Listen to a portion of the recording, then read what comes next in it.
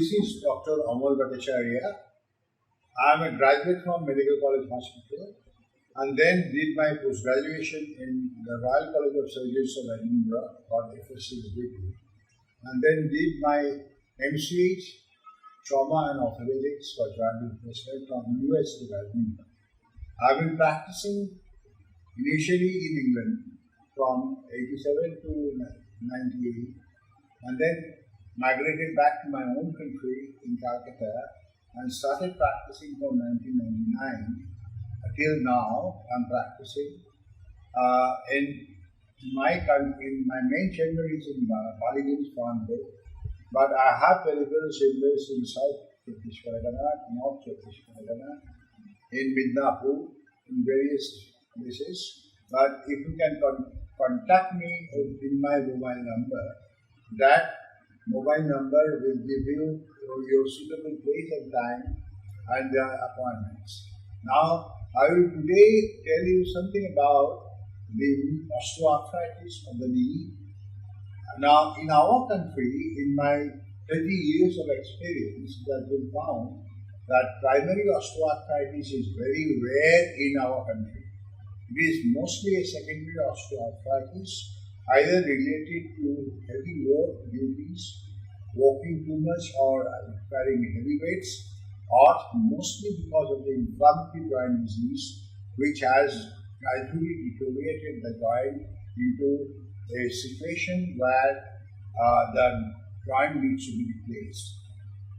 The topic today is that before you take an operation for osteoarthritis, you have to find out the cause of it and rectify those causes, especially the muscle strength, the body weight, and the long duration for which the patient has been suffering. If it is a long duration, whether the patient has got any morbid conditions such as sugar, hypothyroidism, hypertension, cardiac problem, that needs to be taken care of before we take an operation. Why? Because patients with diabetes, patients with suffering from seronegative rheumatoid arthritis are plenty in my practice. If those patients are not properly controlled with sugar and the inflammation is not properly controlled, the post-operative prognosis of the patient following knee replacement becomes very bad. Now, regarding the treatment, initially when you see that the patient has got an inflammatory joint disease with a positive high ESR, high CRP, or a positive ANA, and clinically you found that the joint is swollen, there is a fluid inside, it is always proper to draw the fluid out of the joint, send it for an examination, and if it correlates, the blood report correlates with that it is not an infective form of disease, it is an inflammatory form of disease, that should be treated with disease modifying treatment. Now, because we have a persistent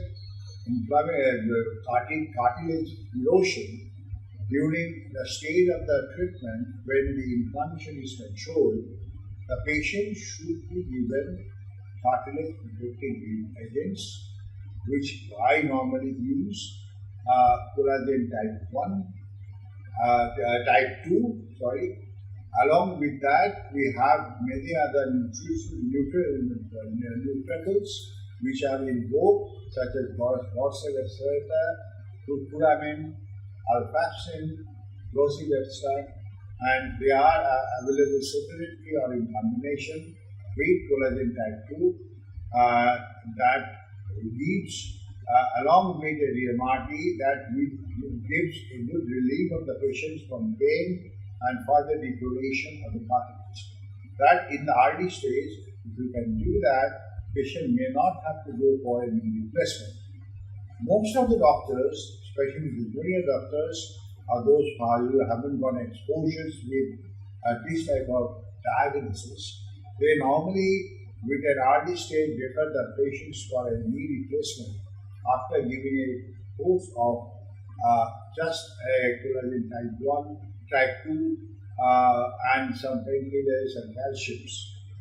Always remember, the type 2 collagen with neutrophils, with DMRTs, should be supplemented with strengthening of muscles of the bones of the joint by doing regular physiotherapy, should have a brace to support the joint, and to have a proper brace if the alignment is found to be not normal. Either the knee may have a varus deformity or a valgus deformity. To rectify that, we have braces to wear on, and also we need to have fractions and exercises before we take an operation.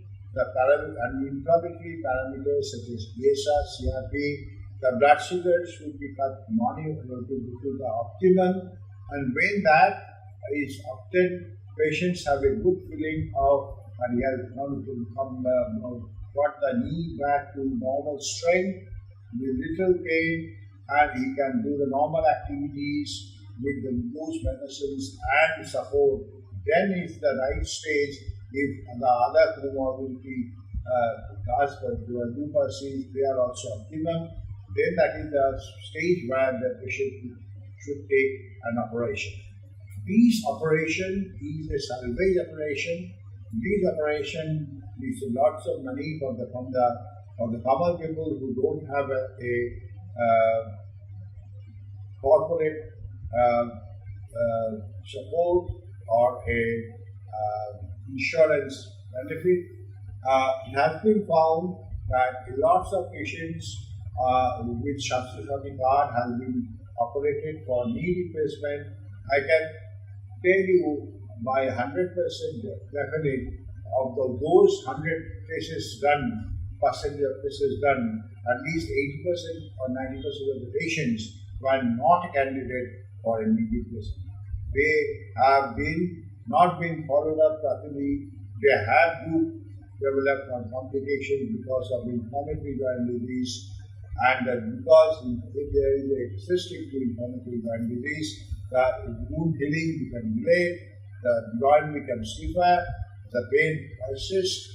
So special precautions should be taken during operation, and patients should be encouraged to do exercises and weight bearing as soon as possible.